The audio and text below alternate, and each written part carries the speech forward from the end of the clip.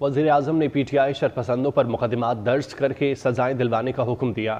دو ٹوک الفاظ میں کہا کہ پاکستان کے دشمنوں کے ہاتھ توڑ دیں گے۔ 9 ماہ میں وفاق پر 4 بار لشکر کشی کی گئی۔ لشکر کشی کی ناپاک روایت 2014 میں ڈالی گئی۔ دنیا کے سامنے جو تماشا لگایا گیا اس کی مثال نہیں ملتی۔ بیلاروس کے صدر اجلاس میں بیٹھے تھے، کھڑکی سے دھواں نظر آ رہا تھا۔ بیلاروس کے صدر نے ایک بار نہیں کہا کہ ہم کہاں پھنس گئے۔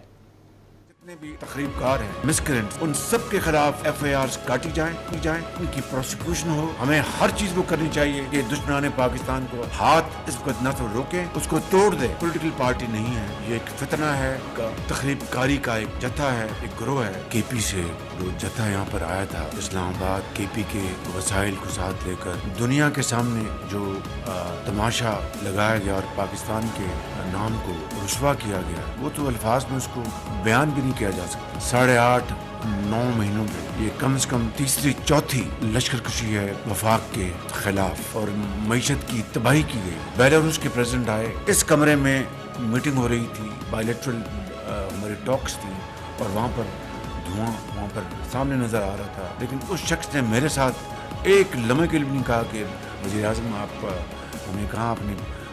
وزیر اعظم کی زیر صدارت اعلیٰ سطح کے اجلاس میں شہداء کے لیے فاتح خوانی کی گئی۔ آرمی چیف نے شہداء کے لیے دعا کرائی۔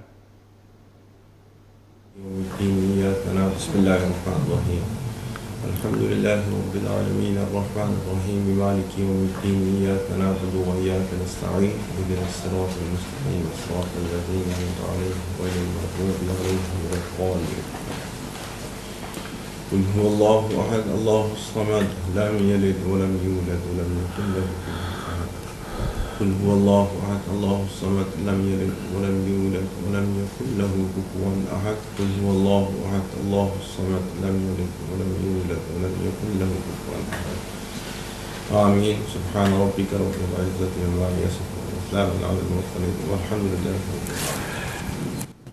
اسلام آباد پر چڑھائی کرنے والوں کو سزا دلانے کے لیے ٹاسک فورس بنا دی گئی۔ وزیر اعظم کی زیر صدارت امن و امان سے متعلق اعلیٰ سطح کے اجلاس میں اہم فیصلے کیے گئے۔ انتشار اور فساد روکنے کے لیے وفاقی انسداد فسادات فورس بنائی جائے گی۔ وفاقی فورنزک لیب کے قیام کی بھی منظوری دے دی گئی۔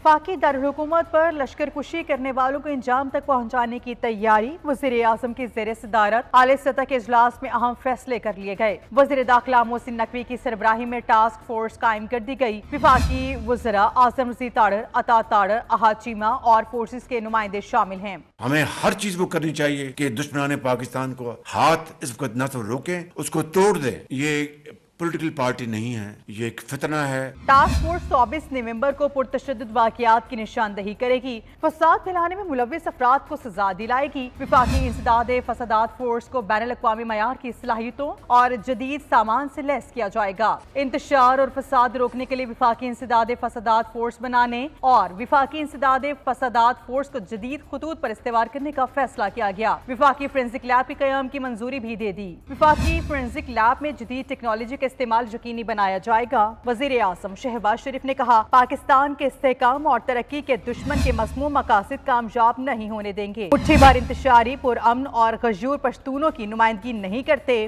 پاکستان کے تحفظ اور اس کی معاشی قومی سلامتی کے تحفظ کے لیے سب کو مل کر ایسی مذموم کوششوں کو روکنا ہوگا۔